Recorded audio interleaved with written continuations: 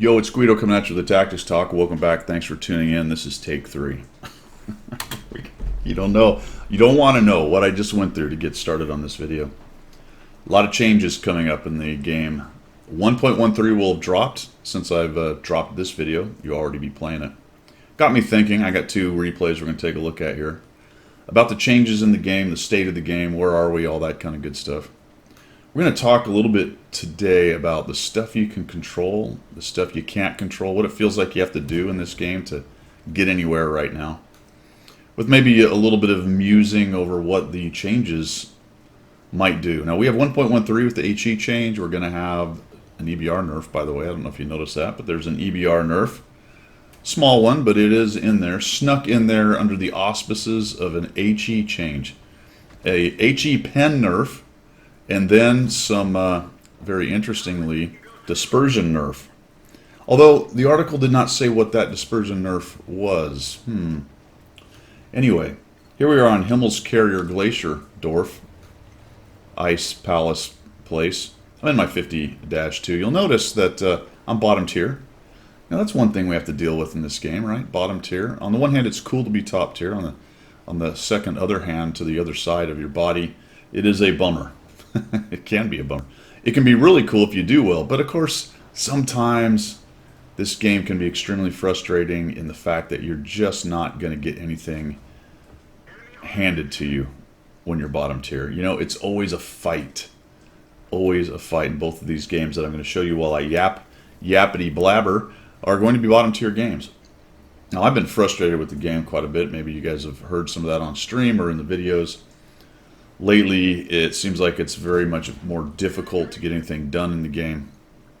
And I still think that's true. We're going to find out what the changes do. The HE change, I don't know how much gameplay change that's going to be as far as fixing some of the issues in the game, such as the turbo battles, things such as that, you know, the Rompel Stomps, turbo battle, whatever you want to call it. We'll see. The arty change. Yeah, arty's always been an issue in this game. It's been changed multiple times. It's been changed again now with 1.13. We'll see what happens. It did incorporate a little bit of one of the things I thought was needed in the game in order to bring arty more in line with the rest of the tanks. And in theory, it looks like they might be in more danger of being countered. We're going to find out if that's true. We're going to find out if that's true. But of course, you still can't platoon with them. There's no missions for them. You know, the negatives in playing arty for the arty players are still there.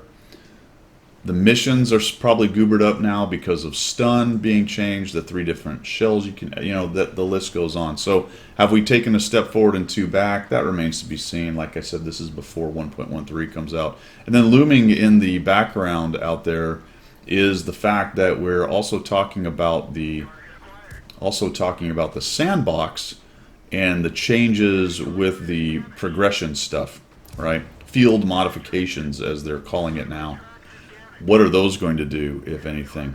Are they going to help the gameplay? Or are they just going to help the better players who have a lot of time to crank things out? I don't know, man. I'm telling you, it's very, very interesting times in World of Tanks. I'm dead. I am dead. None of that seems to be aimed at fixing the fast turbo battle 15-0 Rompel Stomps. Are there more of them? I don't know. I get the sense that there are more of them. I find it harder to affect the game as a solo player than it used to be 2 or 3 years ago. Am I getting worse? Maybe. Maybe the meta is passing me by and I am not adjusting. That's very possible. But I've heard the same from other good players. It's much harder in this game now to solo and do well. And there's so many issues for why that is. The lockdown maps, the relatively overpowered premiums that are out there at certain tiers, reward tanks that are an issue, the arty issue, the giant TD, alpha guns, all of that stuff tied in together, making some of these turbo battles worse, especially at higher tiers. Relatively new players coming in, all of that kind of thing. Will any of these changes that Wargaming is busy making, all very significant changes, address any of that stuff? I don't think so. I don't think any of it is addressing core issues. Maps, overpowered, unbalanced vehicles, and to some extent experience issues. I don't see any of those three being addressed by this. They're addressing some game mechanics, but not any of the meta issues that the game has. I think they'd go a long, long way towards making less turbo battles and less lockdown types of metas on maps by having more new maps. Just so people had to learn them and we weren't so stuck in old metas. Maybe changing some of the maps that they currently have around that kind of thing. But what do they do about one of those three things? And I talked about that one last, which is the experience bit. What do you do? Man, I don't know. I don't have an answer to that. This game's been going on for a while. I'm hanging out here with my tank. And you'll notice that the 7032-122 is sitting up here at F8. And he's been there the whole game. He's been there the whole game. I looked this player up afterwards. The account was created May 8th. By the way, that is a anonymous name, so I'm not going to say the bot's name or person's name. That seemed like a relatively person kind of shot right there. But the rest of it was very bot-like. His stats are bot-like. Like I said, it was made May 8th of 2021, so about a month and a half ago by the time you see this video. Maybe closer to 2 months. Had 800-something battles, so playing quite a bit, but not, thousands of battles like a bot would have. All bot level numbers on it, so somebody has paid a lot of money as well because it's just covered in premium tanks. It's a possibility that it was one of these reset situations where somebody just reset their entire account. Is it a bot account as in BOUGHT? Is it a bot account as in BOT? Is it just a horribly bad player? The possibilities are endless. When I say bad player, I don't mean they're a bad person. As always, I'm just saying they just don't play the game very well. Or their bot program is a bot program and does what bot programs do. Stinks. About a bazillion different kinds of things it could be. But does that help you or me when we show up in a battle like this? We're bottom tier and we're trying to win a World of Tanks game. Not really. This is just part of the game. Expectation management is a thing. You do get frustrated. I know I do. Look, this guy just drives out into the open. But none of the changes that I just talked about that Wargaming is working on is addressing this kind of frustration for players. If that was an actual person, he has to be pretty frustrated too. I think. Let's look at the second replay.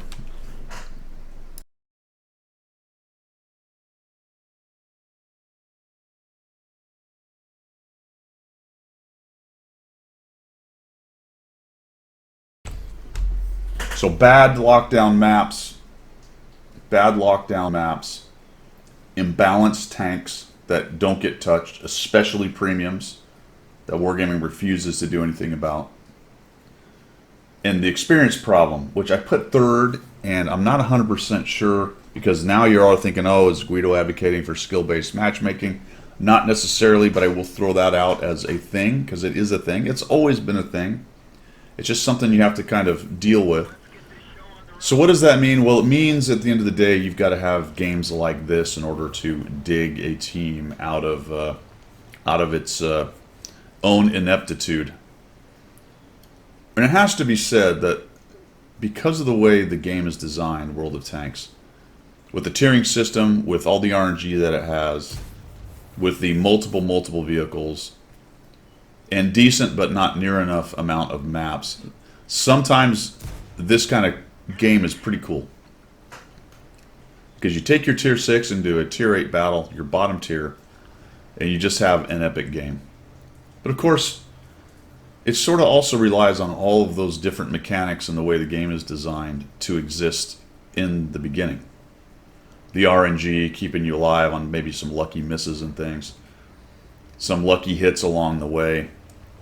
The enemy team being terrible, which is the best tonic for having a great team, is to be playing against a terrible enemy team.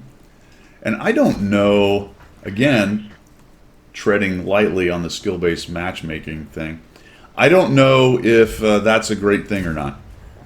All right, because I'm a pretty good player, lots of experience, and I'm just farming, right? Any of this enemy team with a decent tier 8 player, I think that one went in. Any kind of decent tier 8 players on that enemy team, and I think we probably have a much closer or we lose this game. But I certainly don't do what I end up doing in it. So I'll hang out here for a little bit. So on the one hand, you can decry that, well, tiering system sucks, RNG sucks, and the experience of players sucks. On the other hand, that's part of what makes pubs in World of Tanks as good as they are sometimes when you have a good day or a good game. I don't know. Should the games be closer than they are all the time? Or do we accept that the Rompel Stomps are going to happen based on the way the whole thing is designed? And you will have close games. I'm not saying every game is this or that or the other. It's just that because of the way this closed system is set up, you're going to get a bunch of this kind of thing. Now look at just the RNG is just on my side right now, right? I'm at 1200. Enemy team is just getting rolled up. It's clean up on aisle 2. And more than likely, the enemy team's looking at this going, well, this wasn't much fun. And now they're pissed, right? They're pissed about the imbalances. They're mad about the matchmaker. They're mad about the skill issue. The other team is pretty happy about it. The other team is pretty happy about it. So I think at the end of the day with a lot of this, it just ends up being expectation management. Just accept it and understand it for what it is. Don't let it get you down too much. And understand that that's just the way this thing is built. Right? That's what's under the hood of World of Tanks. It's this kind of gameplay. It's this kind of setup. It's this kind of closed system. And let me know down below, what do you think should be worked on? Because of all those big changes that we see coming down the pike, I don't see any of them addressing any of what I've been talking about. Not really. Not really. Maybe the arty piece a little bit. But of course, that's a fairly specific complaint about arty. And I don't think that really covers overpowered tanks, map issues, and skill issues, right? None of those are an arty kind of thing that changing arty around would fix. Arty is, frankly, a little bit more of a quality of life issue for players. You know, we traded, in the recent past, we traded the one-shot, wipe you off the map arty for the death by 1,000 cuts stun arty. That's just moving the chairs on the deck of the Titanic, right? As a fix for the gaping hole from the iceberg in the side of it. Obviously not a fix. It's the same but different. What I would really like to see, I think anyway, the cure for a lot of what ails the game, the things I just, these kinds of games I just showed you, without changing the basic mechanics of the 3-tier system and the rest of it, the RNG, the matchmaker, all that, is we got to have more maps more often. And Wargaming has to be willing to nerf or buff, and specifically nerf overpowered premiums and reward tanks. That I know that may be a no-go and a bridge too far, and it's never going to happen. And I can already see the comments. Guido, you can wish all you want. They're not going to do it. That doesn't mean we can't talk about it and say, you know what, Wargaming?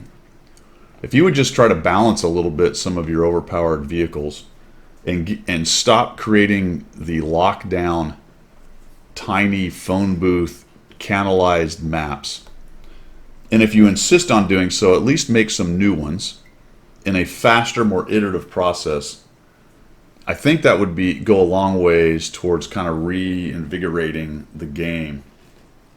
Because right now we have a lockdown meta, especially at high tiers, and we have a huge, huge issue with overpowered tanks. And that's not even getting into wheeled tanks already. Those mechanics issues, those are out there as well. But that's part and parcel of it, really, of the overpowered part. And you can even say overtuned, you can say overpowered, you can say, you know, whatever you want to call it. The tiering system covers up a lot of the sins of overpowered tanks. It's only at tier 10 where you really see what an overpowered tank does. And I'm talking to the 279 early, to the Chieftain, and to some extent the 907. You can really see at tier 10 because they don't have that top cover of a tier 11 and 12 kind of beaten on them. You can really see that those tanks are head and shoulder. And to some extent the tier 9s that are very good show that as well, because they only have one tier above them, i.e. the AE phase 1, that kind of tank. The concept 1B shows a lot of that as well. Let me know what you think down below, man. I know that was it was fairly rambling, kind of over the place, but it's just a general feel for the game that it's starting to atrophy. And I don't think anything they're planning on doing addresses the base problems. That's all I've got for today. Thanks for tuning in, guys. Let me know what you think down below. Should be a fun debate. We will see ya.